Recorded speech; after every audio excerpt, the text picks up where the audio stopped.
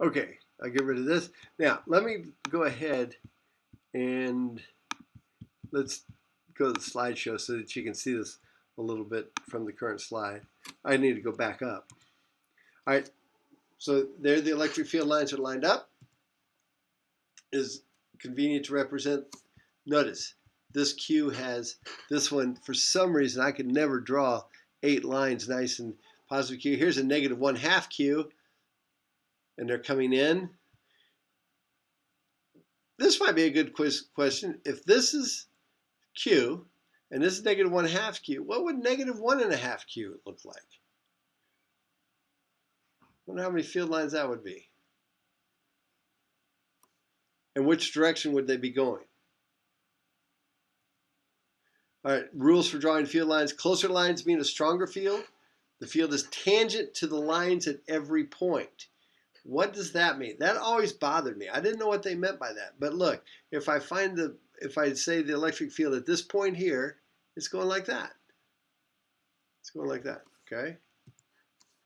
Field lines start on positive charges and end on negative charges, okay? The number of lines entering or leaving a charge is proportional to the magnitude of the charge. So if I have a charge of 3 coulombs, and I could represent it as having 3 lines coming out of it.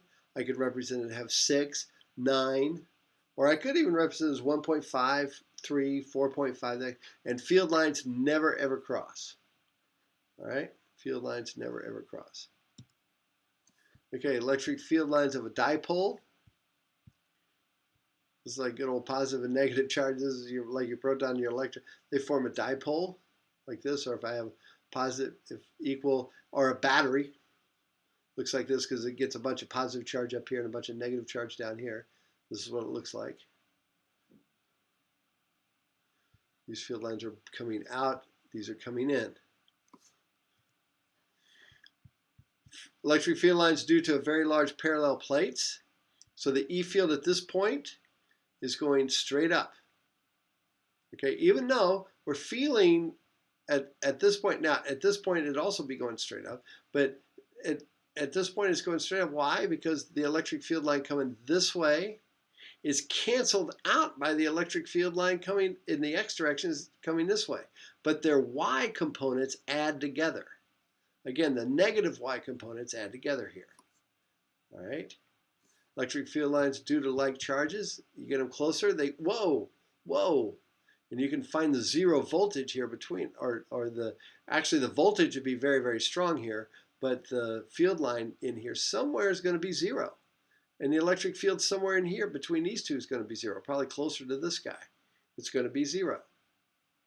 Okay? All right.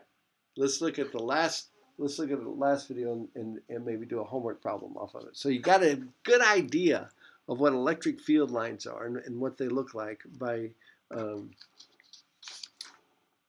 video. So, and we'll talk about conductors and electric fields for probably in class. We'll talk about this in class.